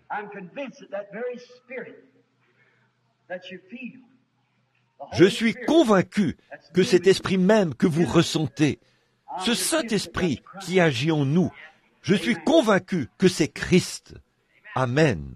Je suis convaincu que maintenant même, que ceci, ce que je suis en train de regarder, ce cercle de lumière qui est devant moi, je suis convaincu que c'est le Saint-Esprit. Je suis convaincu que cette vision est devant mes yeux. Je sais qu'il existe. Amen. Je défie tous les démons du monde à cette heure. C'est vrai. Il est Dieu. Christ n'est pas juste un prophète. Il est Dieu et rien de moins. Courbons la tête un instant. Je ne suis plus capable de prêcher. Quelle onction! Béni soit le nom du Seigneur. Je suis entièrement convaincu qu'il est Jésus-Christ, le même hier, aujourd'hui et éternellement. Père Céleste, je suis convaincu que c'est toi. Je te prie, ô Dieu, alors que je quitte cette estrade ce soir, de faire quelque chose de spécial. Prouve aux gens, une fois de plus, que c'est toi. Je te confie cet auditoire. Seigneur, nous sommes entre tes mains. Agis avec nous comme bon te semblera. Au nom de Jésus, Amen.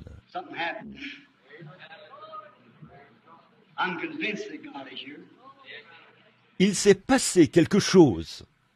Je suis convaincu que Dieu est ici. Est-ce qu'il a distribué des cartes de prière? Y a-t-il des cartes de prière? Non. Nous n'en avons pas besoin. Je suis convaincu qu'il est ici. Vous croyez cela? Si vous êtes entièrement convaincu, dites, Jésus, je te touche par mes infirmités. Je crois que frère Branham a dit la vérité. Ce n'est qu'un homme. Tu es Dieu, mais je crois qu'il a dit la vérité, parce que c'est la parole. Fais que cela arrive, Seigneur. Fais qu'il me parle et qu'il me déclare des choses. Fais en sorte que je sois convaincu. Le voici, déjà présent dans la réunion. Cette dame qui est assise là, prie au sujet d'un problème de nervosité. Sa petite fille qui est avec elle souffre de déficience mentale. Allez-vous croire cela? Vous avez une mère malade à la maison. Ayez la foi. Ne doutez pas. Vous pouvez obtenir ce que vous demandez. Je suis convaincu que le même ange qui est descendu sous la forme d'un homme et qui a parlé à Abraham, le dos tourné à la tente, est le même qui est ici ce soir. Il l'a promis.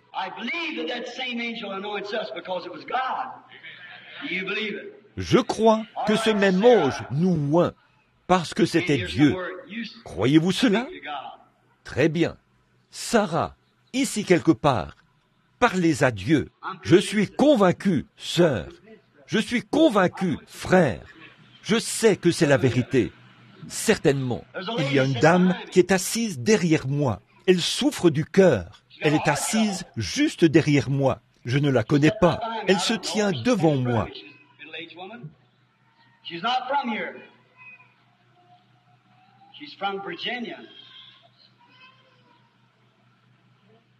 C'est une femme d'âge mûr. Elle n'est pas d'ici. Elle vient de la Virginie. Madame Fox, Jésus-Christ vous rétablit. Elle est assise juste ici. Voyons un peu. C'est elle, juste ici. Croyez.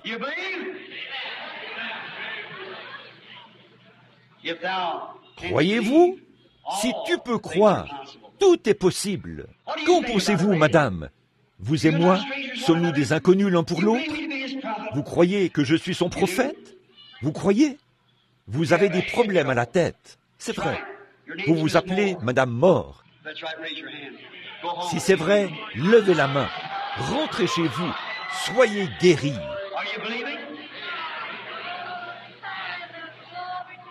Croyez-vous? Maintenant, il y a quelqu'un ici, là-haut, ici, devant moi. Voilà, c'est ça, quelqu'un. C'est une femme. Elle a un cancer du sein. Madame Rhodes, croyez au Seigneur Jésus-Christ.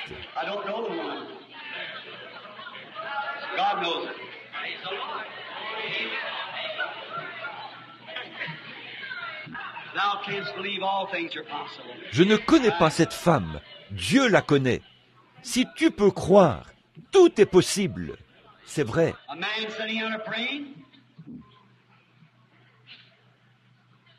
Un homme est assis là-bas. Il prie. Il vient de Tulsa. Monsieur Harwood, croyez au Seigneur Jésus-Christ. Allez et soyez rétablis. Ayez la foi. C'est tout ce que vous avez. Je ne connais pas cet homme. Je ne l'ai jamais vu de ma vie. Nous sommes des inconnus. Mais c'est vrai. Pourquoi? Il a touché quelque chose. Êtes-vous convaincu? Êtes-vous convaincu que Dieu tient sa parole? Si vous êtes convaincu, combien d'entre vous ont un besoin? Maintenant, certainement, comme c'est dit la femme au puits, demandez à ces gens, allez leur parler, partout où ils. J'en vois une autre. Oui, une autre. Écoutez, voyez si c'est vrai ou pas. Maintenant, ça fait le tour du bâtiment. Le bâtiment tout entier est oint, partout.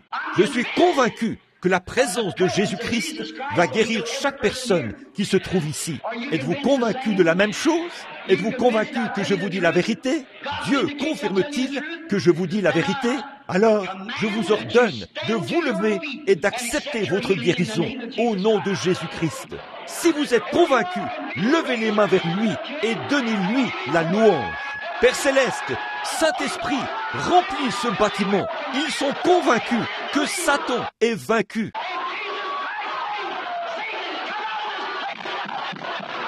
Au nom de Jésus-Christ, Satan, sort de ce lieu. Nous sommes convaincus que ceci, c'est la présence de Jésus-Christ. Cela se fera. Amen.